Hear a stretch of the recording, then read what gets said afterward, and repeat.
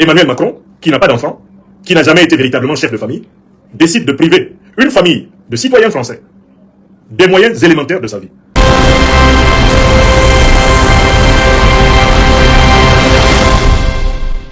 Suivez les informations en Afrique et partout dans le monde en temps réel sur la chaîne Tony. Et avant toute chose, likez, abonnez et surtout activez la cloche de notification pour ne rien louper. Aujourd'hui, je vais vous partager une nouvelle vidéo.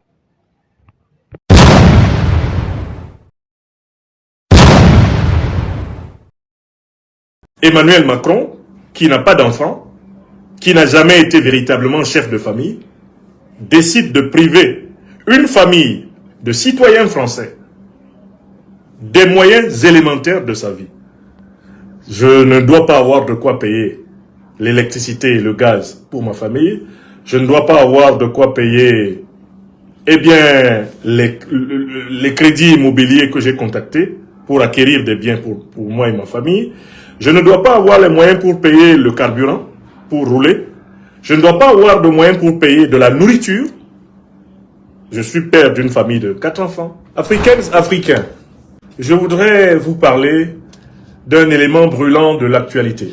Le chef de la dictature française, le président Emmanuel Macron, a ordonné au ministre de l'Intérieur et au ministre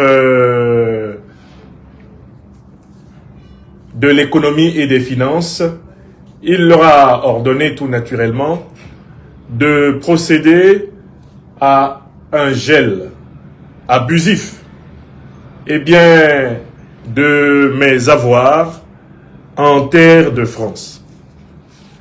Cette décision que nous avons pour notre part découverte sur le réseau social Légifrance se formule de la manière suivante.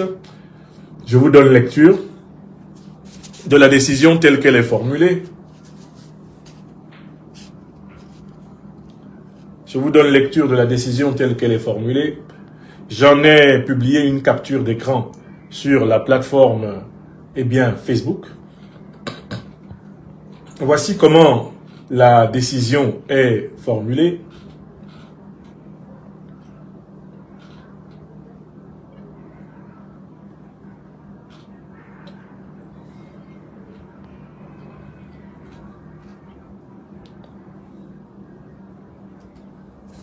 Sur le site Légifrance, la décision est formulée de la manière suivante.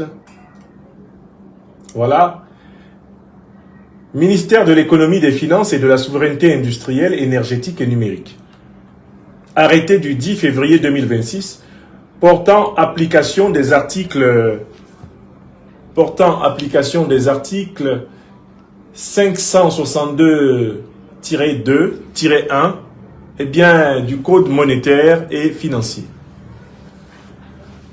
Par arrêté du ministre de l'Intérieur et du ministre de l'Économie, des Finances et de la Souveraineté industrielle, énergétique et numérique en date du 10 février 2026, vu le Code monétaire et financier, notamment ses articles L562-2-1 et suivants, les fonds et ressources économiques qui appartiennent à sont possédés, détenus ou contrôlés par M. Franklin Nathan Nyamsi, alias Nyamsi Wa Cameroun Wa Africa, ressortissant français et camerounais, né le 31 mars 1972 à Sakbayeme, Cameroun, ainsi que les fonds et ressources économiques qui appartiennent à, sont possédés, détenus ou contrôlés par des personnes morales ou toute autre entité, elle-même détenue ou contrôlée par M. Franklin Nathan Nyamsi, alias Nyamsi Wa Cameroun Wa Africa, ou agissant sciemment pour son compte ou sur instruction de celui-ci, font l'objet d'une mesure de gel des avoirs pour une durée de 6 mois, à compter de la publication du présent extrait au journal officiel de la République française. La mise à disposition, directe ou indirecte, ou l'utilisation de fonds ou ressources économiques au profit de cette personne et des personnes morales ou de toute autre entité qu'elle contrôle, détient ou qui agissent sciemment pour son compte ou sur son instruction sont interdites pour une durée de 6 mois.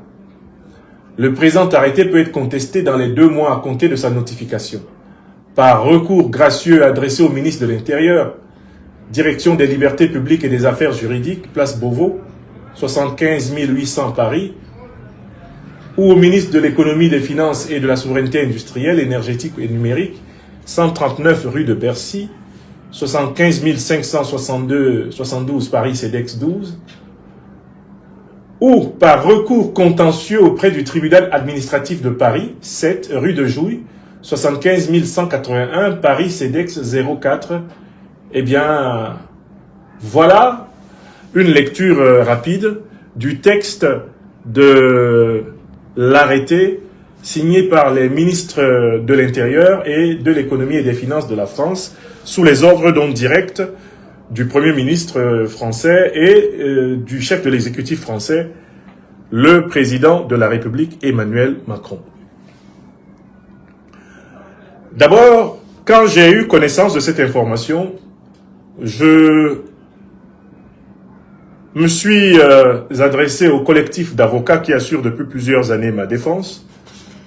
Ce collectif dirigé par Maître Ndjifutao Oshawa Boubekr et qui est co-animé donc par Maître Alexis Hou, Maître Sylvain Senda, Maître Daniel Babin, Maître Corinne Jeanne Elea Tangan, Maître Taboula Mbeko, Maître Geoffroy Balonga, Maître Diakité. J'ai demandé à ce collectif de bien vouloir me proposer une compréhension des conséquences et des implications juridiques de cette décision.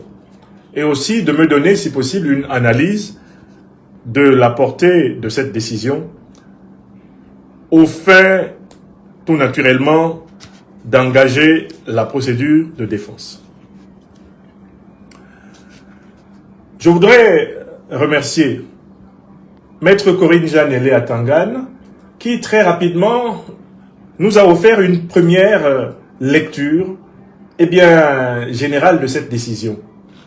J'ai publié le commentaire qu'elle a donné de cette décision sur ma page Facebook. Voici ce que Maître Corinne Jeanne Elea Tangan, avocate de la cause panafricaine sur la place de Londres, nous a dit de cette décision, aujourd'hui même. Que nous en a-t-elle dit? Je vais vous lire son commentaire.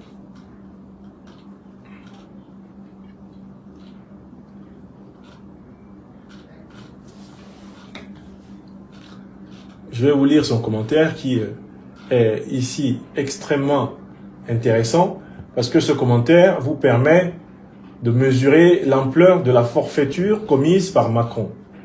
L'ampleur de la forfaiture commise par Macron, qui en fait humilie comme jamais, Macron humilie comme jamais la République française et en fait une banale république bananière comme toutes les autres. Nous allons voir comment. Nous allons voir comment. J'essaie simplement de remonter au texte de la décision. Vous savez, nous avons aujourd'hui, comme par hasard, toutes les difficultés pour utiliser la connexion. Comme si, tout naturellement, un mot de passe avait été adressé à toutes les instances de la France-Afrique pour nous pourrir tout naturellement la vie. Il y a rien qui marche normalement, pratiquement depuis ce matin, dans toutes nos machines et sur toutes nos plateformes. Là, par exemple, alors qu'habituellement, je mets moins de 2 minutes à accéder à une information, dans le cas d'espèce, voilà. Voici ce que dit Maître Corinne Jeanne Elea Tangan. Cet arrêté institue une mesure administrative de gel des avoirs visant Franklin Nathan Nyamsi pour 6 mois à compter de sa publication au journal officiel. Cela signifie juridiquement que tous les fonds et ressources économiques, comptes bancaires, espèces, biens, créances, participations, associations, structures, lui appartenant qu'il détient, contrôle ou fait contrôler sont gelés. Toute personne ou entité, c'est-à-dire association, société, collectif, fondation, qu'il contrôle ou qui agit sciemment pour son compte est également touché. Il est interdit à quiconque de lui verser de l'argent, de mettre des ressources à sa disposition, d'utiliser des fonds à son profit directement ou indirectement. C'est un gel total, pas une simple surveillance. Alors, quel est le fondement juridique? L'arrêté se fonde sur le Code monétaire et financier, notamment l'article L562-2-1 et suivant. Ces dispositions permettent à l'État français de prononcer un gel administratif sans condamnation pénale préalable, lorsque la personne est soupçonnée de porter atteinte aux intérêts fondamentaux de la nation, ou d'être impliquée dans des activités considérées comme terrorisme, atteinte à la sécurité publique, financement de réseaux jugés menaçants, déstabilisation grave. Aucune décision judiciaire n'est requise au départ.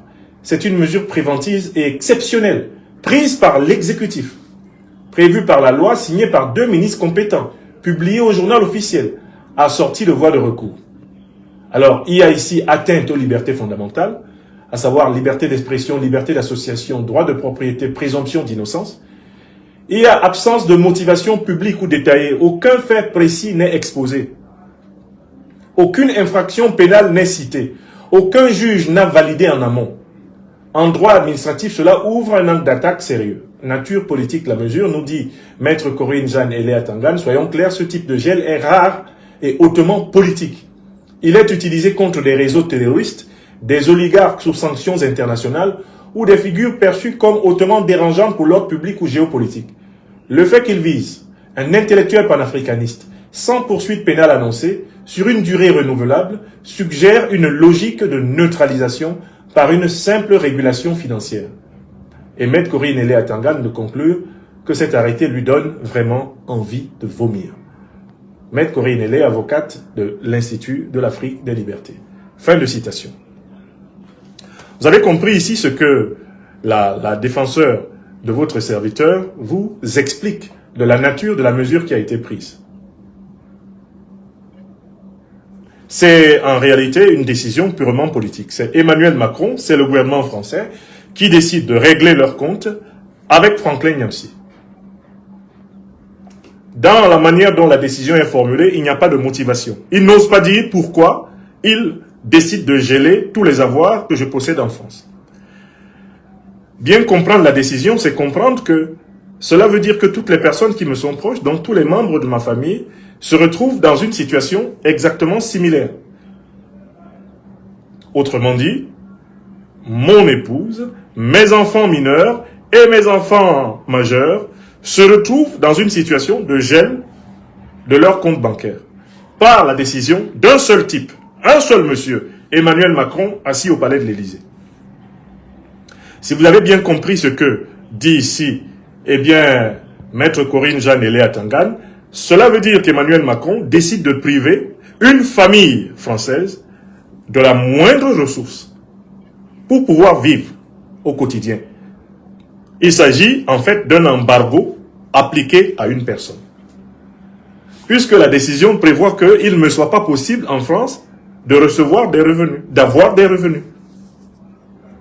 Emmanuel Macron, qui n'a pas d'enfant, qui n'a jamais été véritablement chef de famille, décide de priver une famille de citoyens français des moyens élémentaires de sa vie.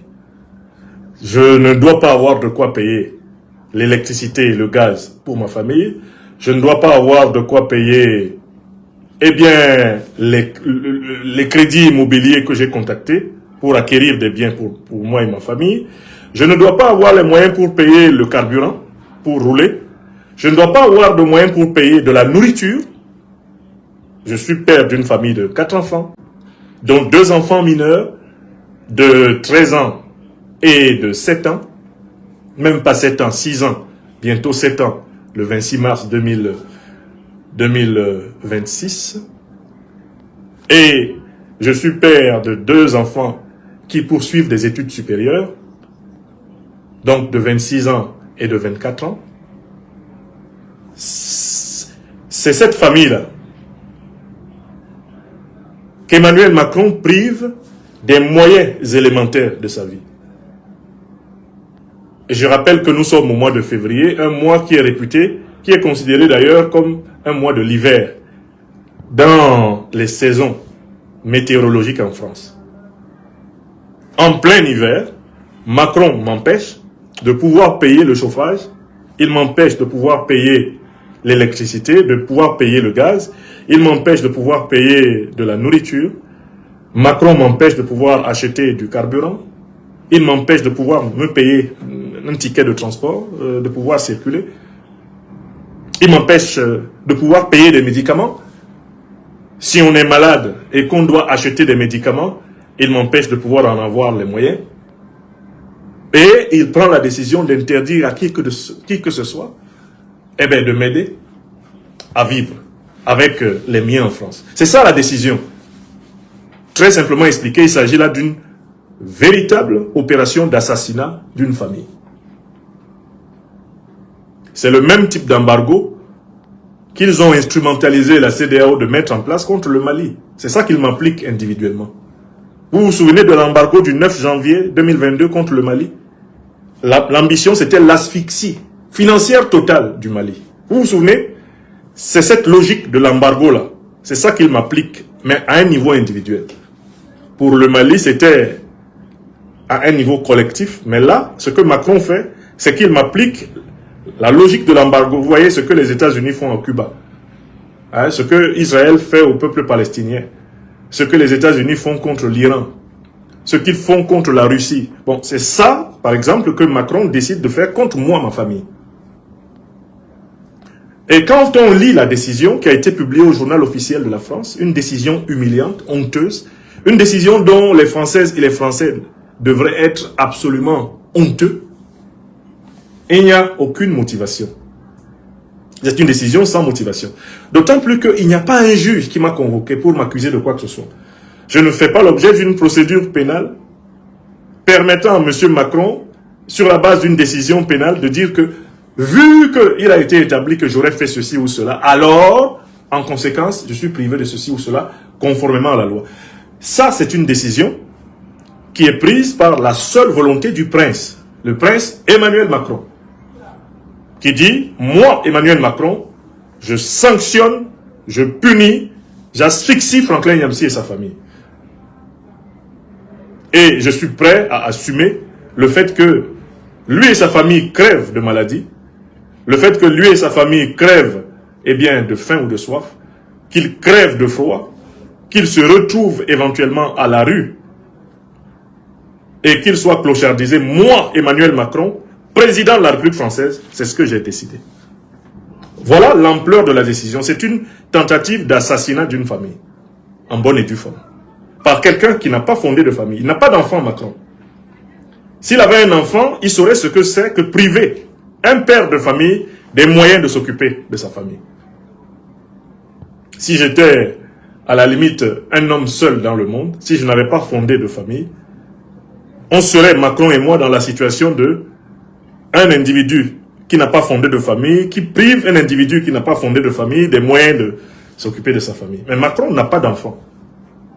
Et manifestement, il n'en fera pas. Et lui, il décide de s'attaquer à quelqu'un qui a fait des enfants. Et qui a une responsabilité envers eux. Alors, vous avez bien vu la décision, elle concerne mes biens. Soyez rassurés, mes chers amis, je ne suis pas multimillionnaire. Je ne suis même pas millionnaire. En France, je ne suis pas multimillionnaire. Je possède un appartement, un grand appartement de taille F5, comme on les appelle, en Normandie, dans lequel je loge ma famille. Et j'ai acheté un tout petit appartement supplémentaire pour bénéficier de ce qu'on appelle la loi Pinel, c'est-à-dire une loi qui permet, quand on fait une deuxième acquisition, que je destinais à mes enfants, à mes grands-enfants, eh bien, quand on fait une deuxième acquisition, cela vous permet d'avoir une réduction sur votre impôt sur le revenu. Donc, je possède en France 2 appartements. Pour le premier, je le payais à crédit, je le paye à crédit, et ce crédit tire pratiquement à sa fin. Et pour le second, c'est un crédit récent, dont le but était tout naturellement de bénéficier de la loi Pinel, c'est-à-dire de la réduction d'impôts en raison de l'acquisition d'une résidence supplémentaire pour une famille nombreuse. C'est ce que je possède en France. Rassurez-vous aussi, les comptes bancaires qu'Emmanuel Macron gèle, il n'y avait pas des sommes faramineuses. Je n'ai pas besoin de m'en cacher, je suis dans la transparence envers le peuple africain qui me soutient. Il n'y avait pas de somme faramineuse parce que de toutes les façons, Emmanuel Macron, depuis le mois de janvier 2025, arrachait 75% de ma paye. Depuis janvier 2025. Ils ont augmenté arbitrairement mes impôts et ils se sont mis à arracher ma paye. Moi, j'allais enseigner. Je faisais 100% de service comme professeur agrégé et ils arrachaient à la fin du mois 75%. Donc, j'ai arrêté de mettre dans mon compte bancaire en France plus d'argent qu'il n'en faut pour que ma famille vive. Et il y a longtemps. Donc, en fait, l'objectif ici, c'est de m'empêcher, premièrement, de jouir des petits biens que je possède. Attention, ils ne m'ont pas été donnés. Parce que je connais des gens sur les réseaux sociaux qui écoutent, pour ainsi dire, avec leurs fesses, non pas avec leurs oreilles. Ce sont des biens que j'ai achetés avec mon travail. Ce n'est pas Macron qui m'a donné mes résidences. Ce n'est pas Macron. J'ai travaillé. D'accord? C'est le fruit de mon travail. Il ne m'a rien donné. Donc, il gèle quelque chose que j'ai obtenu par le travail. Nous avons obtenu par le travail. Et il ne donne pas le motif. Donc, ça porte sur ces biens-là. Et maintenant, essayons de nous demander, mais au fond, pourquoi Macron fait-il cela? Pourquoi prend-il cette décision le 10 février 2026? Mes avocats m'ont permis d'aller en profondeur pour comprendre le raisonnement inavoué de Macron.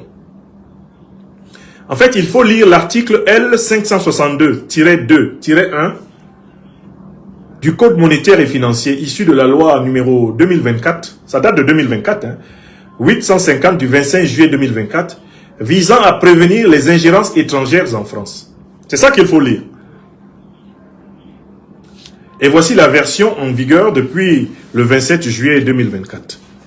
Modifiée par loi numéro 2024-850 du 27 juillet 2024, voici l'article 7. Aux seules fins de prévenir la commission d'actes d'ingérence, le ministre chargé de l'économie et le ministre de l'Intérieur peuvent décider conjointement, pour une durée de 6 mois renouvelable, le gel des fonds et des ressources économiques. 1. Qui appartiennent à, sont possédés, détenus ou contrôlés par des personnes physiques ou morales, ou toute autre entité qui tente de commettre, facilite ou finance des actes d'ingérence, y incite ou y participe. C'est-à-dire que quand on regarde l'article de la loi qui est appliqué contre moi, on comprend que sans l'avouer, parce qu'il est incapable de le prouver tout naturellement, Macron m'accuse d'avoir participé ou d'avoir l'intention de participer à des actes d'ingérence contre la France. Vous notez l'expression acte d'ingérence. Deuxièmement, qui appartiennent, sont possédés, détenus ou contrôlés par des personnes morales ou toute autre entité, elles-mêmes détenues ou contrôlées par des personnes mentionnées au point 1 ou agissant sciemment pour le compte ou les instructions de celles-ci. C'est-à-dire que dès que Macron, le ministre de l'économie et le ministre de l'Intérieur décrètent que vous êtes soupçonné, attention, on n'est même pas forcément établi. Vous voyez comment c'est une loi scélérate, c'est de la dictature pure et simple. Dès qu'eux, ils décrètent que vous êtes soupçonné de participer de près ou de loin à des actes d'ingérence contre la France, ils peuvent, comme ça, sans passer par un juge, sans prouver ce qu'ils croient, ils peuvent, en effet, geler vos fonds et vos ressources économiques et geler les fonds et les ressources économiques de toute personne qui dépend de vous. Dans le cas d'espèce, par exemple ici, les membres de ma famille. Donc, vous voyez déjà l'origine de la loi, elle est de 2024. Elle a expressément été faite pour, en fait, combattre la liberté d'expression, la liberté de penser, la liberté d'association des Françaises et des Français qui ne sont pas soumis à Macron. Macron a fabriqué sa propre loi. Lui qui gouverne la France par le 49-3 et qui n'a même pas de légitimité pour gouverner la France. Lui qui devrait démissionner depuis très longtemps, avec son gouvernement sans majorité parlementaire. Macron a fabriqué sa loi en 2024 et il l'utilise pour traquer les opposants politiques. Je suis opposant politique au régime de Macron. Être opposant politique n'est pas un crime. Ce n'est pas un délit. Ce n'est même pas une contravention. Être opposant politique, ce n'est pas une infraction. Macron transforme, à travers ces lois instrumentalisées et écrites de cette façon, il transforme l'opposition politique en France en un en une infraction. Il la transforme en contravention, en délit et en crime. Bon. Maintenant, quelle est la définition de la notion d'ingérence? Il s'agit d'un agissement commis directement ou indirectement à la demande ou pour le compte d'une puissance étrangère et ayant pour objet et pour effet, par tout moyen, y compris par la communication d'informations fausses ou inexactes, de porter atteinte aux intérêts fondamentaux de la nation, au fonctionnement ou à l'intégrité de ses infrastructures essentielles ou au fonctionnement régulier de ses institutions démocratiques. C'est ce qu'on entend par ingérence. Le problème ici, c'est qu'il n'y a aucun juge qui m'a convoqué, qui m'a confronté ou qui m'a condamné pour ingérence. Alors que je ne suis pas l'objet d'une décision pénale ayant établi que j'aurais fait de l'ingérence au détriment de la France, M. Macron, sur la base de ses soupçons, à lui, sur la base de ses anticipations, de son désir, eh bien, a décidé de geler mes avoirs en France. Alors, que signifie la notion de gel de fonds et de ressources économiques? Selon les articles, selon l'article L562-1, eh bien, alinéa 2, 3, 5, 6 du Code monétaire et financier. Donc, selon les articles 1, 2, 3, 5, 6 du Code monétaire et financier. Alors, le gel de fonds, c'est toute action tendant à empêcher un changement de leur volume, montant, localisation, propriété, possession, nature, destination ou toute autre modification qui pourrait permettre leur utilisation, notamment la gestion de portefeuille. C'est-à-dire qu'en fait, Macron fige mes avoirs en France et les empêche de diminuer ou de croître. Mais il m'empêche d'y avoir accès. Je ne peux pas y toucher. Quoi que je possède en France, je ne le possède plus pendant toute la période de ce gel. On continue. Gel des ressources économiques, qu'est-ce que ça veut dire? Toute action tendant à empêcher leur utilisation afin d'obtenir des fonds, des biens ou des services de quelque manière que ce soit, notamment leur vente, leur location ou leur mise sous hypothèque. C'est-à-dire que il s'agit de m'empêcher de générer d'une manière ou d'une autre des revenus en France. Bon, moi j'ai démissionné de mon poste de professeur agrégé de philosophie de l'enseignement public français depuis le 1er septembre 2025. Cette démission a été actée par le ministère de l'Éducation nationale et de l'Enseignement supérieur le 15 septembre 2025. J'ai démissionné le 1er septembre et la décision a été actée le 15. Je ne dépends plus de mon ancien employeur, l'État français, pour vivre. Pourquoi? Parce que Macron m'a fait poursuivre, harceler, persécuter pendant 5 ans au motif que on ne pouvait pas être professeur agrégé de philosophie et critiquer la politique africaine de la France. Ayant compris, dès lors d'ailleurs qu'il a mis la main sur mon salaire, qu'il ne servait plus à rien de continuer à travailler dans ces conditions, j'ai démissionné. L'État français ne me verse plus de salaire. Nous ne vivons pas de salaire versé par l'État français. Alors, l'État français ne nous verse plus de salaire. J'ai récupéré donc ce que Macron voulait m'arracher, à savoir ma liberté d'expression, ma liberté de penser, ma liberté d'association. Normalement, Macron devrait me foutre la paix. Il devrait me laisser tranquille. Puisque pendant 5 ans, son argument c'était « Vous ne pouvez pas être professeur agrégé de philosophie et critiquer la France ». Bon, je ne suis plus dans mes fonctions de professeur agrégé de philosophie, j'ai démissionné. Je ne suis plus sous la tutelle de l'État français. En tant que tel, j'ai le droit de gagner ma vie par tous les moyens licites, en France et hors de France. D'autant plus que j'ai des responsabilités sociales éminentes. Je dois m'occuper d'une famille, dont de très jeunes enfants. Bon, Monsieur Macron, je vous ai remis ma démission des fonctions de professeur agrégé de philosophie. Pourquoi ne me laissez-vous pas tranquille?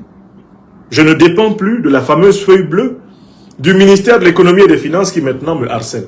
Vous me harcelez pourquoi?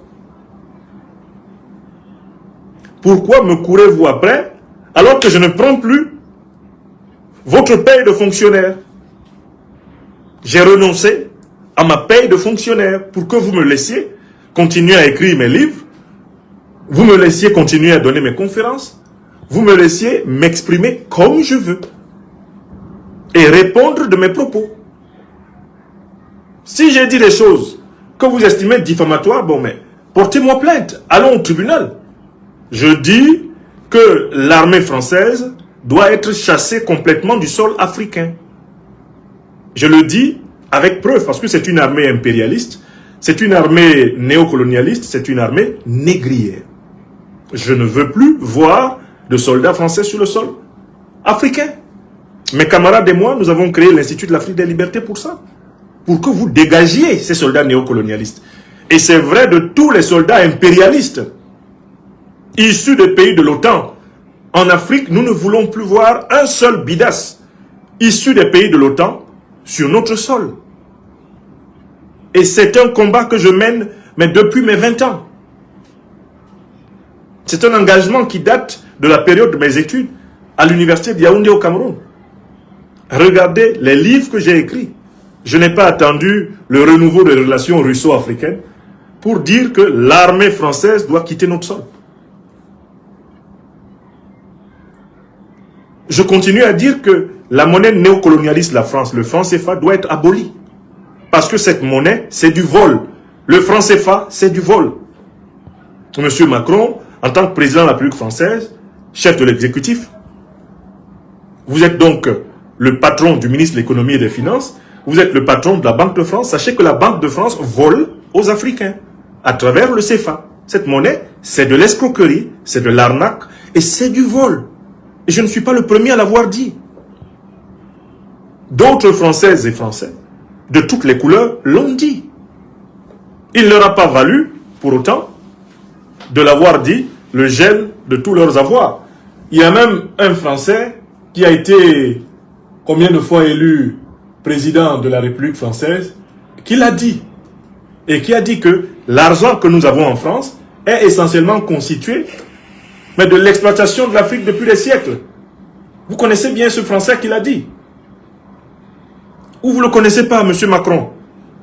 Il a été 2 fois élu président de la République française.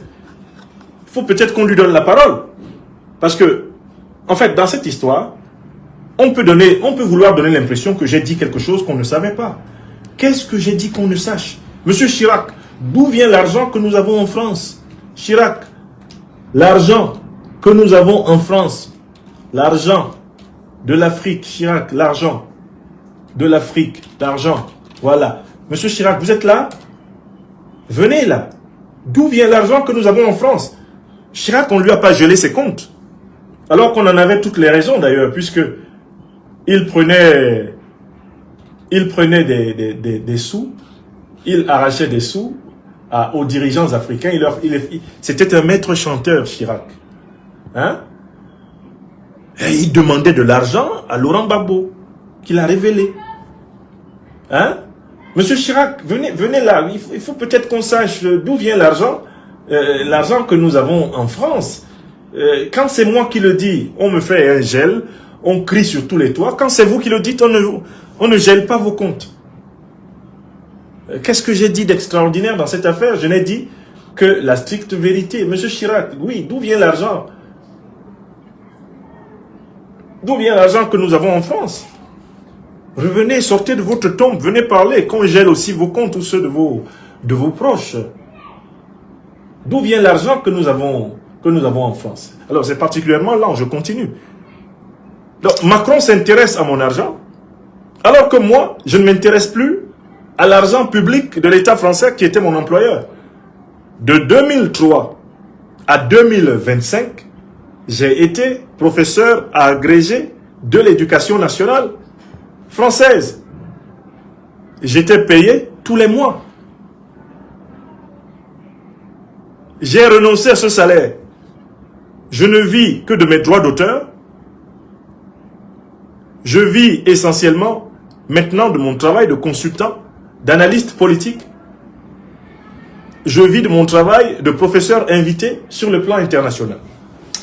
Monsieur Macron vient s'intéresser à l'argent que je gagne indépendamment de la France. Oui, on oublie quoi? Oui. Macron s'intéresse à l'argent que je gagne indépendamment de la France. Bon, aujourd'hui, c'est particulièrement lent. Une grande partie de l'argent qui est dans notre porte-monnaie. D'où vient une grande partie de l'argent qui est dans notre porte-monnaie, M. Chirac? Parlez là. D'où vient l'argent qui est dans notre porte-monnaie en France? Ouais, je laisse volontiers la vidéo traîner, ça prend un temps fou maintenant. Parce qu'ils sont tous sur mes plateformes à tout faire. Précisément de l'exploitation depuis des siècles de l'Afrique, pas uniquement. Ok, on s'arrête là. Jacques Chirac, ancien président de la République française, dit qu'une bonne partie de l'argent que nous avons dans notre poche en France vient précisément de l'exploitation de l'Afrique depuis des siècles. C'est pour ça que je demande, avec mes camarades, mes compagnons de lutte, la fin du CFA, à cause de ce vol reconnu par Chirac. La France a trop volé l'Afrique. Il faut arrêter. Chirac le dit même d'ailleurs dans cette vidéo, il dit il est temps, il faut y mettre un terme, d'autant plus que on risque d'aller au siècle prochain dans de grandes convulsions. Jacques Chirac disait ça, on était au XXe siècle. Et on est au XXIe siècle, nous sommes dans ces convulsions. Alors quand je dis que la France doit cesser de se mêler de la désignation des dirigeants africains, quel est le pays européen qui a fait le plus d'ingérence dans les affaires africaines? Est-ce qu'il y a un pays européen qui a fait plus d'ingérence dans les affaires africaines que la France? Mais ça, c'est l'hôpital qui se fout de la charité. La France a été derrière une centaine de coups d'État organisés en Afrique. Elle a été derrière une trentaine de guerres civiles organisées en Afrique. La France a éliminé une centaine de dirigeants et d'hommes politiques africains du 20e au 21e siècle par des assassinats ciblés. Mais comment un président d'un tel pays qui n'a pas changé de politique peut venir se prévaloir du problème de l'ingérence? Alors que l'ingérence, c'est même le principe de l'action publique de la France en Afrique. Qui fait plus d'ingérence dans les affaires africaines, dans ce monde, que la puissance française? On a là vraiment le summum de la mauvaise foi, de l'hypocrisie. Parce que c'est exactement ce qu'il reproche à Franklin Nyamsi qu'on doit reprocher à la politique africaine de la France, l'ingérence. Alors, de quelle ingérence ai-je été coupable? Il m'accuse de quelle ingérence? Je me suis mêlé de quoi? J'ai fait quelle ingérence? J'assume ma fonction d'intellectuel politique opposant au régime Macron, opposant à la France-Afrique, opposant aux dictatures france-africaines, aux dictatures néocoloniales en Afrique. J'assume cette position. Mais en quoi j'ai fait quelle ingérence? Bon, la décision de Macron arrive tout naturellement le 10 février 2026. Et le 9 février 2026, j'ai été, présenté comme professeur, invité à l'école de guerre du Mali. Mais écoutez, enseigner à l'école de guerre du Mali, c'est une ingérence dans les affaires de la France? Combien de Français ont enseigné dans les académies militaires africaines avant moi? Combien de Français ont enseigné dans les académies militaires africaines avant moi? Vous voulez qu'on fasse la liste? Jusqu'il y a à peine quelques années, des officiers français étaient dans la quasi-totalité des états-majors des armées africaines. Mais vous pensez que les fonctions de professeur à l'école de guerre du Mali sont des fonctions militaires? Ce sont des fonctions de professeur. J'y vais pour enseigner les disciplines que je maîtrise.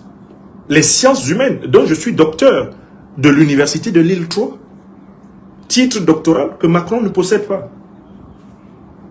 Lui qui a été incapable de réussir le concours d'entrée à l'école normale supérieure, qui aurait voulu être professeur agrégé comme moi, il n'a pas pu.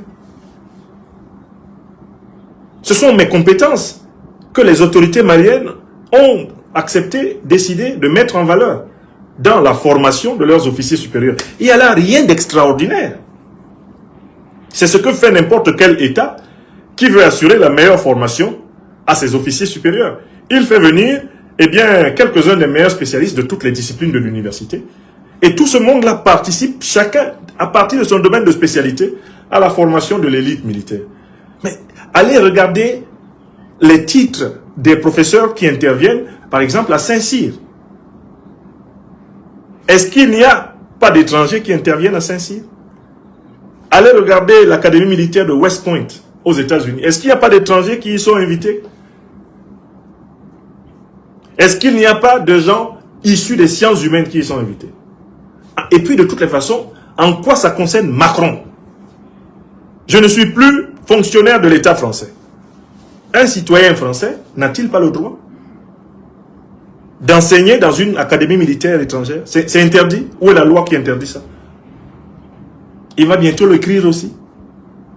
Donc, on voit que sa décision tombe le 10 février.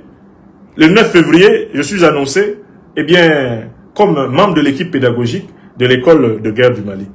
Mais Macron, il tire à boulet rouge sur tout ce qui bouge. Parce que c'est un président qui a perdu toute crédibilité. C'est un président sans consistance. C'est un président d'ailleurs fortement méprisé par les Français. Ah oui, il est quand même le premier président de la République à être giflé en public. Non pas seulement par un citoyen français. Il n'est pas... C'est quelqu'un qui est tellement, aux yeux des Français, rejeté, vomi, qu'il essaye d'exister comme ça à travers des décisions farfelues et en s'excitant contre les panafricanistes. Donc, gel des ressources économiques, les fonds correspondant aux avantages économiques de toutes les... Bref, vous avez compris le but de l'affaire. En fait, en conclusion, qu'est-ce que Macron cherche? Macron estime que M. Franklin Nyamsi ne peut pas disposer de ses biens et ceux-ci sont donc considérés comme indisponibles. Hein, l'article L562 du Code monétaire et financier porte sur la prévention et la commission d'actes d'ingérence. Autrement dit, les autorités semblent craindre la participation de M. Franklin Nyamsi à une ou des ingérences étrangères en France, ou estiment que M. Franklin Nyamsi incite à des actes d'ingérence, d'où le gel des fonds et des ressources économiques. Vous voyez, c'est une décision tirée par les cheveux. L'article L562 vise tout d'abord deux catégories de personnes. La personne physique de M. Nyamsi, faisant l'objet de la mesure, et les personnes morales ou entités détenues ou contrôlées par M. Nyamsi, ou agissant sciemment pour le compte ou sur instruction de M. Franklin Nyamsi. Exemple, une association, une société gérée par Franklin Nyamsi. Le gel des fonds, d'une part, consiste à empêcher la diminution ou l'augmentation des fonds de M. Nyamsi, en volume ou en nombre, ainsi que tout placement, cession, remise, changement de forme ou de destination, ou une manœuvre permettant d'utiliser directement ces fonds. C'est-à-dire que Macron m'empêche d'utiliser mes fonds pour faire vivre les miens. Le gel des ressources économiques, d'une part, consiste à empêcher toute utilisation des biens possédés, détenus ou contrôlés par M. Franklin Nyamsi. Par conséquent, M. Franklin Nyamsi ne pourra pas vendre de biens mobiliers, par exemple ses livres, ou vendre, louer, mettre sous hypothèque ses biens immobiliers, par exemple son appartement, par exemple. Il s'agit, autrement dit, d'une indisponibilité matérielle et juridique des droits, empêchant leur réalisation directe ou indirecte en monnaie, hein, comme le dit la Cour de cassation, en son assise plénière du 29 avril 2022, numéro 18, etc. Donc, voilà l'environnement de cette décision. Vous avez bien compris que l'arrêt du ministre de l'Intérieur et du ministre de l'Économie est un arrêt éminemment politique. Ils ne sont même pas gênés à motiver l'arrêt, laissant le soin à la victime d'aller essayer de fouiller dans les articles de la loi ce qui pourrait lui être reproché, car en fait rien de précis ne m'est reproché. C'est une décision politique qui humilie non seulement la France dans sa prétention à être un état de droit, elle ne l'est plus, qui humilie la France dans sa vieille prétention à être la patrie des droits de l'homme, elle ne l'a jamais été. Et que la France n'ait jamais été la patrie des droits de l'homme, voilà ce que disait quand il avait encore tout son cerveau, un certain professeur Pape Ndiaye, qui par la suite a été utilisé par Macron pour me persécuter quand il était ministre de l'Éducation nationale, avant d'être jeté comme un torchon sur le côté, avec un poste de vieux nègre ayant eu sa médaille. Oui, quand Pape Ndiaye avait tout son cerveau, il a dit, la vidéo est disponible, que la France n'est pas la patrie des droits de l'homme, que ça n'existe pas, et qu'il existait en France un racisme structurel. En effet, je suis d'accord avec Pape Ndiaye pour dire que Macron est l'incarnation du racisme structurel français. Macron est l'incarnation de la pseudo-patrie des droits de l'homme française. Il est l'incarnation de l'hypocrisie française. Macron vient de montrer que les droits de l'homme, mais ça compte pour du beurre. En France, Macron vient de montrer que l'état de droit français est décédé. L'acte de Macron n'est pas différent des actes dictatoriaux d'un Alassane Dramane Ouattara ou d'un Paul Biya. Avec ce que Macron me fait, et qu'il a déjà d'ailleurs fait à d'autres opposants politiques, on sait que la France est la plus grande république bananière de la France-Afrique. La France, sous Macron, s'affiche comme la plus grande république bananière du système mafieux de la France-Afrique. Voilà pourquoi je dis que, paradoxalement, en croyant m'humilier, Macron humilie la France. Il la jette plus bas que terre. Les Françaises et les Français qui se croisent les bras en disant « ça n'arrive qu'à un citoyen français originaire d'Afrique », ils s'en mordront les doigts parce que les violations dont Macron se rend coupable envers les citoyens français issus de l'immigration africaine ne sont que l'antichambre des violations qui vont se généraliser contre le peuple français. Parce que comme vous le voyez très bien, Emmanuel Macron ne veut pas quitter le pouvoir. Il est à la recherche de circonstances exceptionnelles pour rester au pouvoir. Il cherche à créer une situation exceptionnelle en France pour rester au pouvoir. Et pourquoi veut-il à tout prix rester au pouvoir? Parce qu'il sait que quand il va quitter le pouvoir, lui Macron, il va aller au tribunal et en prison. Le cas Macron sera pire que le cas Sarkozy.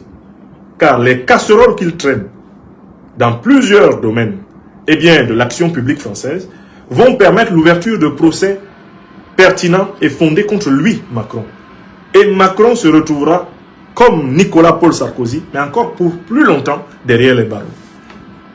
C'est la raison pour laquelle il ne veut pas quitter le pouvoir en 2027. C'est la raison pour laquelle il multiplie des manœuvres.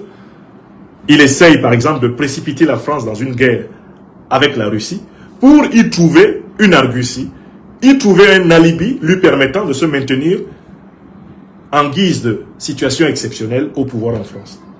Donc, son agitation, sa brutalité contre les panafricanistes exprime une volonté de trouver une légitimité dans l'hostilité envers l'autre. Une légitimité dans la bouc émissarisation de ceux qui sont pourtant des messagers de justice. Moi, Nyamsi, ou Cameroun, ou Africa, je n'ai jamais demandé pour l'Afrique ce que je ne demanderai pas pour la France.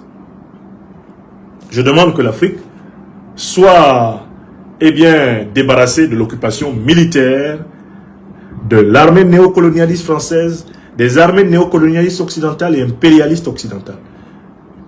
J'estime que la France ne doit pas être occupée par des armées néocolonialistes et impérialistes. Ce que j'exige pour l'Afrique, je l'exige pour la France. Et pour tout autre pays du monde. Je ne souhaite à aucun pays de subir ce que l'Afrique subit. Ce que j'exige pour l'Afrique, à savoir la non-ingérence des puissances étrangères dans la désignation de nos dirigeants sur ce continent, mais je l'exige pour la France. Je ne veux pas que quelqu'un d'autre aille dire aux Français qui doit être le président de la République. C'est le problème du peuple français. Ce que j'exige là pour l'Afrique, mais je le reconnais tout naturellement, le principe de souveraineté populaire. Troisièmement, quand je dis que le franc CFA doit être aboli, c'est parce que je suis d'accord avec De Gaulle lorsque De Gaulle s'est opposé aux États-Unis au moment où les États-Unis voulaient maintenir la France sous la suprématie du dollar. De Gaulle a même refusé, à un moment donné, de faire adhérer la France à l'OTAN pour protéger la France de l'hégémonisme américain. Donc ce que De Gaulle voulait là pour la France, c'est exactement ce que je veux pour mon continent, l'Afrique. Je ne veux rien de plus pour l'Afrique que ce que je veux, tout naturellement, pour la France. En quoi je vais faire une ingérence? Quel intérêt ai-je à faire une ingérence contre la France? La France ne possède que de l'or qu'elle a pris à ses anciennes colonies.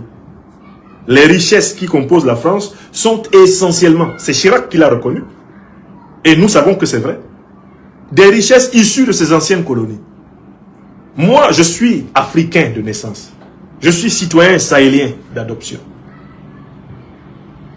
Et je suis sur le continent le plus riche du monde. Qu'est-ce que je vais envier à la France? Je vais lui envier quoi? L'uranium, elle n'en a pas. Je vais lui envier quoi? Qu'est-ce que je vais vouloir? Je vais vouloir faire une ingérence dans la direction de la France. Je n'ai jamais voulu même avoir un mandat électif.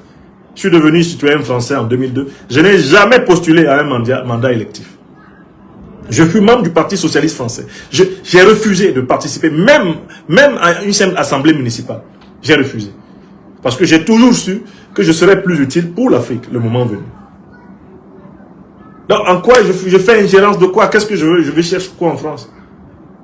Le diamant dans le sous-sol français. Il y en a. Le pétrole, il y en a. Le gaz, il y en a. Pour qu'on dise que je veux faire ingérence pour prendre quoi à la France? Lui prendre quoi?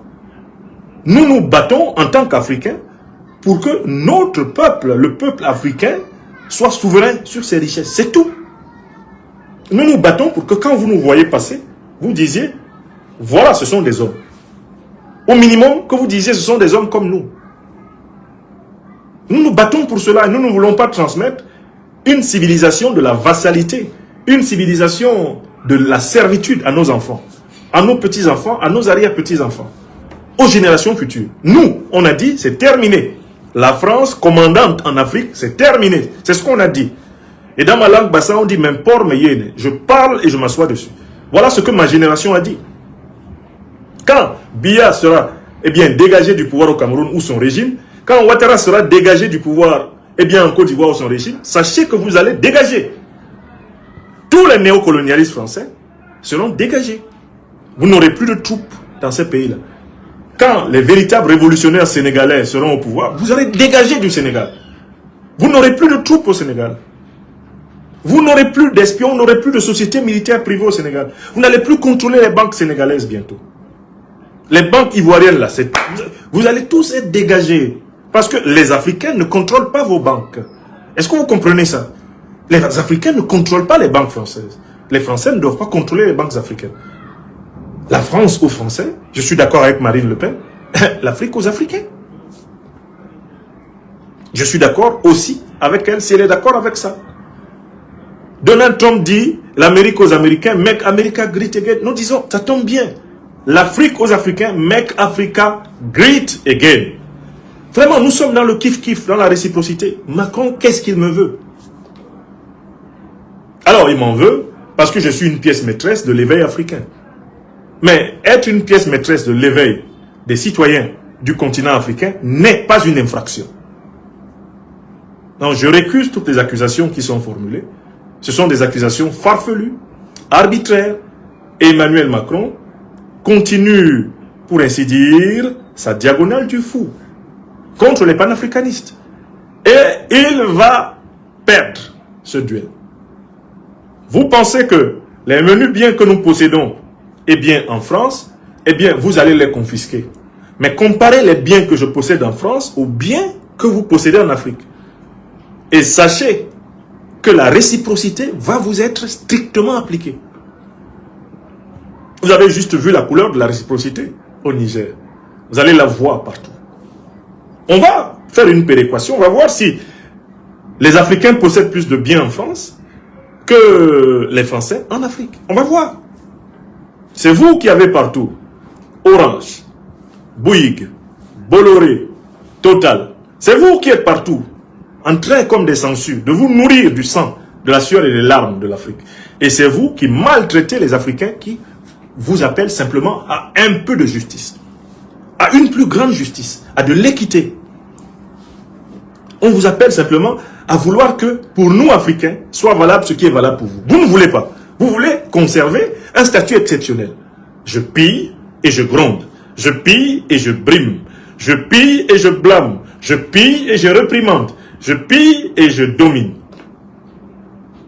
Monsieur Macron, c'est terminé. Vous ne pourrez plus coloniser. On ne pourrait plus coloniser. Eh bien, l'Afrique. Bon, je finis en disant une vérité extrêmement importante pour moi aujourd'hui. D'abord, du point de vue juridique, le collectif d'avocats qui me fait l'honneur de participer à ma défense active est mobilisé. Nous allons, comme à l'accoutumée, mobiliser les voies de droit. Deuxièmement, je vais appeler les Africains à manifester leur solidarité envers leurs serviteurs. Et cette solidarité sera massivement manifestée. Et Macron n'y pourra rien. Ça, c'est de deux. Les Africains qui savent que je me bats pour une cause juste, ils ne m'abandonneront pas. Toute entité confondue, qui sont conscientes que je me bats pour une cause juste, ne m'abandonneront pas. Et la preuve en sera donnée à M. Macron dans les prochaines heures. Ce qu'il peut appliquer en France, ça ne s'applique pas ailleurs. Il faut qu'il sache que sa loi s'arrête aux portes de la France. Encore que, faut-il qu'elle soit une loi juste. Hors de la France, sa loi ne vaut rien. Il va voir la conséquence. Il va tirer, lui-même va tirer la conséquence du fait que sa loi ne vaut rien hors de la France. Ça, c'est de deux. De trois, j'ai accepté, à la demande des plus hautes autorités de la République du Mali, que je salue et à laquelle je dois vraiment une fière chandelle, j'ai accepté de participer à la formation en sciences humaines des officiers supérieurs de la prestigieuse école de guerre du Mali. À ma connaissance, le Mali n'est pas en guerre avec la France. Il n'y a pas eu de déclaration de guerre officielle de la France contre le Mali, ni du Mali contre la France. Le Mali est par contre en guerre contre les terroristes d'Al-Qaïda et de l'État islamique qui sont soutenus par la France. Officiellement, il n'y a pas de guerre entre le Mali et la France. Entre ces deux pays, par contre, il y a une situation, en effet, de guerre hybride. Puisque, comme l'a révélé la conversation entre Lavrov et Fabius, en 2013, lorsque Fabius demande à Lavrov de ne pas utiliser le veto russe contre l'intervention militaire de la France au Mali, eh bien, Lavrov lui dit, d'accord, la Russie, mon cher Laurent, ne va pas utiliser le veto, mais je vous fais observer que vous, Français, vous vous préparez à combattre au Mali les terroristes que vous avez vous-même armés en Libye. Donc, en fait, la persécution qu'Emmanuel Macron concentre contre ma personne, comme il l'a concentré contre Nathalie Yam, par exemple, dans les moments précédents, cette persécution va être l'occasion, dans les tribunaux français, de discuter du double jeu de la France. Dans l'affaire du terrorisme, ici, Macron ne se rend pas compte qu'il est en train d'ouvrir la boîte de Pandore. Si Macron prétend que je fais de l'ingérence, qu'il m'explique donc comment on doit traiter le fait que lui, il laisse des médias d'État français faire l'apologie du terrorisme. Contre le Mali, le Burkina Faso et le Niger. Comment on doit traiter le fait que la France, selon France 24, article publié le 30 juillet 2014, soit la première banquière des djihadistes, entre guillemets, au Sahel. Comment il peut expliquer ça, Macron? Comment il peut expliquer que les journaux d'État français accordent la une aux chefs terroristes? Comment il peut expliquer que Le Monde, quotidien publié à Paris, fasse une bande dessinée pour présenter Iyad Ag-Ghali comme le Tarzan du Sahel, qui viendrait instaurer un califat islamique dans lequel les libertés et les droits humains seraient plus respectés qu'en République du Mali contemporaine? Donc, Macron ne se rend même pas compte qu'en s'acharnant contre quelqu'un comme moi, qui suis habitué au prétoire, qui suis habitué à la Cour de justice maintenant, il va nous donner l'occasion justement d'expliquer devant les juges français et l'opinion française le double jeu de la France dans la lutte contre le terrorisme. Car en effet, il y a double jeu de la France dans la lutte contre le terrorisme. Et les Françaises et les Français refusent de regarder cette vérité en face. Quelle est l'armée qui a protégé les terroristes lorsque l'armée malienne voulait reconquérir sa grande ville du Nord, Kidal? Quelle est l'armée qui a protégé les terroristes? C'est l'armée française, désarmant l'armée nationale malienne. Ce sont des faits. Lorsqu'il y a un chef terroriste qui doit s'exprimer en mondovision pour être entendu par le plus grand nombre de personnes, quels sont les médias qui lui accordent leur une? Quels sont les médias qui le mettent en valeur? Quels sont les médias qui lui accordent des interviews exclusives? Ce sont les médias français. Donc, qui fait de l'ingérence en fait? Une fois de plus, ce n'est pas le Mali. Le Mali ne se mêle pas de vouloir dicter qui doit diriger la France. Mais c'est la France qui se mêle de vouloir dicter qui doit diriger le Mali, puisqu'elle est derrière les terroristes qui attaquent le Mali. Ça, ce sont des faits scientifiques. J'aimerais avoir l'occasion d'en parler au tribunal. Monsieur Macron n'ose pas m'attaquer frontalement, parce qu'en m'attaquant frontalement, en donnant le motif pour lequel il gèle mes avoirs, il me permet de monter à l'assaut pour démontrer qu'en réalité, la République française, scientifiquement et objectivement, est impliquée dans le financement du terrorisme dans le monde, et notamment en Afrique. Bon, Macron ne veut pas prendre ce risque. Il biaise, il s'accapare arbitrairement de mes avoirs, il met la main sur mes avoirs, n'ose pas expliquer pourquoi il le fait, parce qu'en disant pourquoi il le fait, il me donnera le bâton pour battre sa forfaiture au tribunal. En disant, bon alors, M. Macron m'accuse d'ingérence. J'aimerais savoir comment. Quelle ingérence ai-je faite? Si je suis citoyen français, j'ai pas le droit de critiquer la politique africaine de la France? J'ai pas le droit de critiquer les mensonges sur la guerre russo-ukrainienne? J'ai pas le droit? Mais il y a des tas d'autres citoyens français qui le font. Pourquoi leurs avoirs ne sont pas gelés? Moi, il m'accuse d'ingérence dans quelle affaire? Le Mali n'est pas en guerre officiellement contre la France. Le Mali est en guerre contre les groupes terroristes. Et la France et un certain nombre de puissances de l'OTAN sont cachés derrière ces groupes terroristes qu'ils soutiennent. C'est une guerre hybride. Et de quel côté se trouve la justice et la vérité dans cette guerre? Pas du côté de ceux qui soutiennent Iyad Aghali, qui soutiennent Mahmoud Dicko. C'est pas de leur côté que se trouve la vérité et la justice. La vérité et la justice se trouvent du côté des peuples sahéliens, des gouvernements panafricanistes révolutionnaires du Mali, du Burkina Faso et du Niger.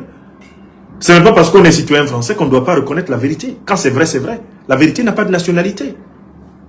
La vérité n'a pas de nationalité, monsieur Macron. Oui! Quand c'est vrai, c'est vrai.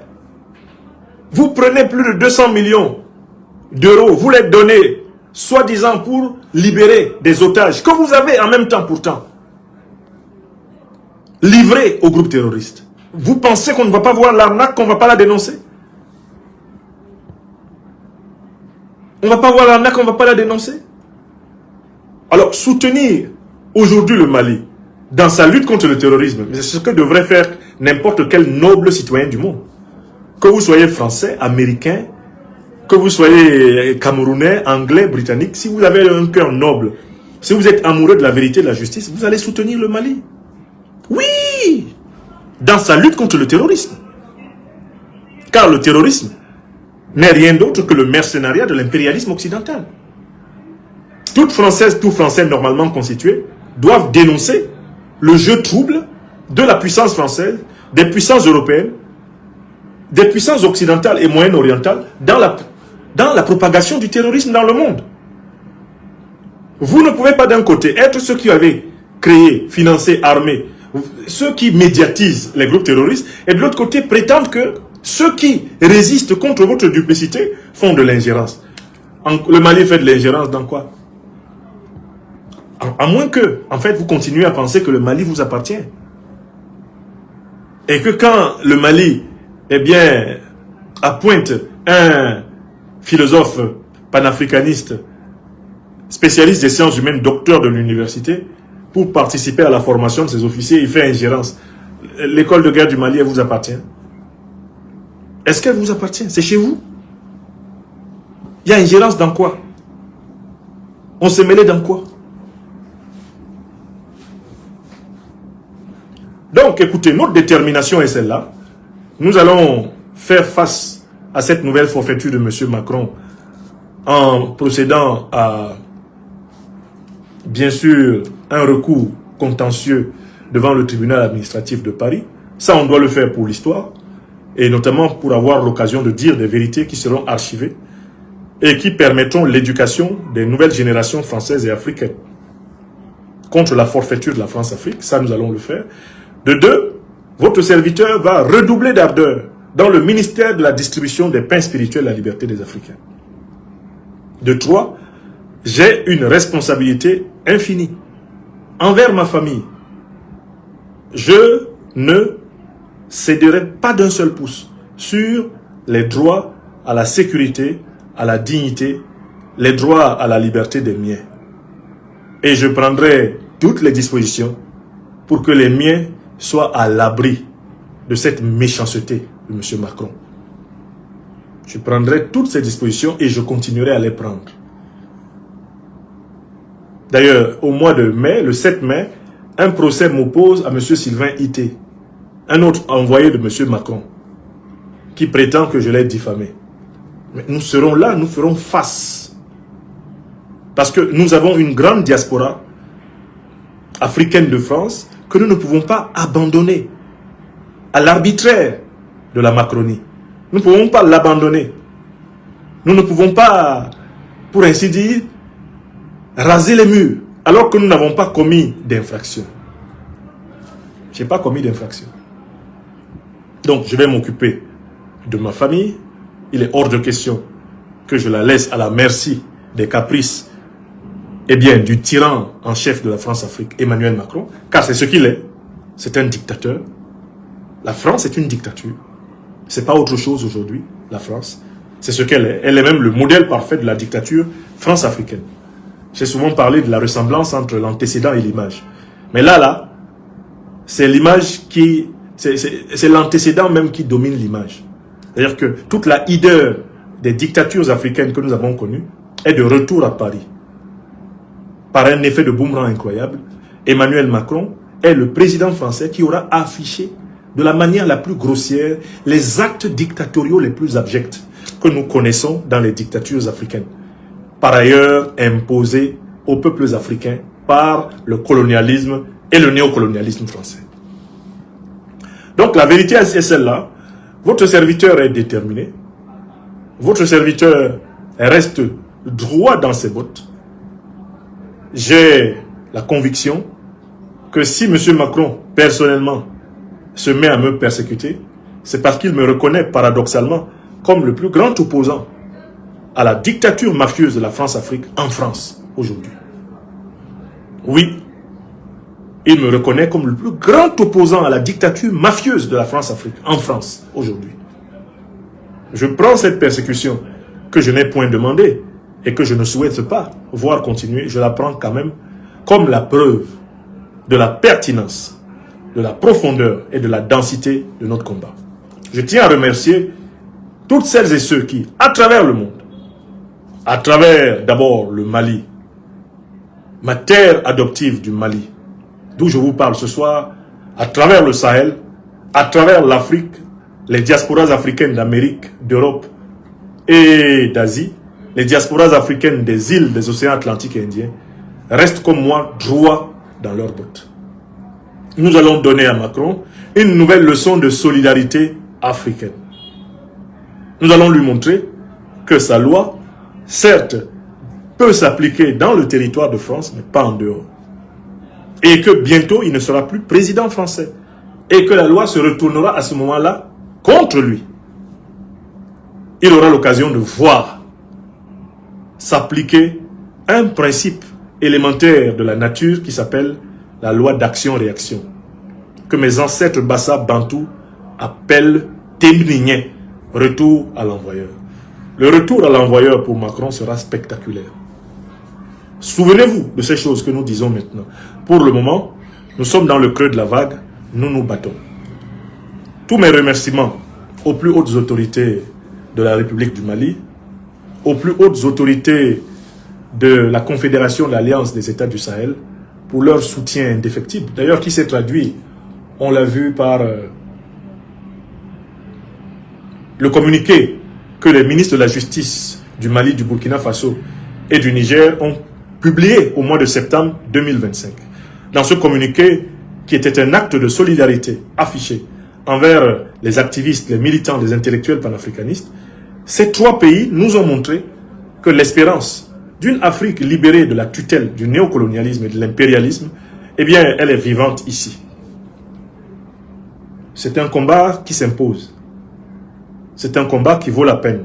Et j'invite chacune et chacun d'entre nous à ne pas baisser la tête, à ne pas raser les murs, à ne pas accepter de fatalité. Il ne faut pas accepter de fatalité. Nous devons nous battre pour que les Africaines et les Africains soient respectés ici, ailleurs, partout et toujours. Bon, je vous remercie. C'était la conversation que je voulais avoir avec vous. Au départ de cette émission, on a fait l'objet de toutes les tentatives d'empêchement. On a fait l'objet de toutes sortes d'attaques de logiciels espions qui avaient pour but de nous empêcher par tous les moyens possibles de dire quoi que ce soit. Bon, enfin, j'espère que nous sommes quand même parvenus à vous passer l'essentiel du message et je compte sur chacune et chacun d'entre vous pour le partager sur vos réseaux sociaux respectifs. Merci infiniment de la mobilisation que vous allez lancer pour dénoncer la dérive dictatoriale de Macron. Il faut aller sur ses pages pour dénoncer sa dérive dictatoriale. Il faut aller sur tous les réseaux sociaux de la France-Afrique pour dénoncer cette dérive dictatoriale et dire que la réciproque sera appliquée. Les biens des justes Africains de France qui sont gelés ou qui sont pillés seront remboursés par les avoirs de France en Afrique.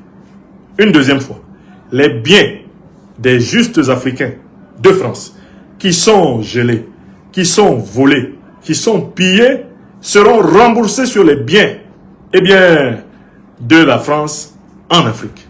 Une troisième fois, n'en ayez aucun doute, cela arrivera sous vos yeux. Quoi qu'on nous vole, quoi qu'on nous pille, quoi qu'on nous gèle, nous serons remboursés par l'État français, ici en Afrique. Aya Sebe, écrivez ça. Écrivez. Écrivez. Quand tu as ta main dans la bouche de quelqu'un, il ne faut pas trop crier. Voilà. Donc qu'il fasse Macron, qu'il fasse ce qu'il peut, le temps qu'il en est encore capable. Chaque chose a son temps, comme le dit la chanson de Jean Bikoko Aladin que vous connaissez. Je vous remercie.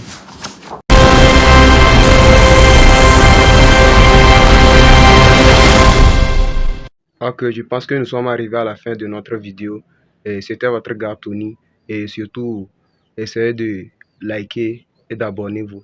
Et n'oubliez pas d'activer la cloche de notification pour ne rien louper de nouvelles vidéos à venir. On est ensemble. Ciao.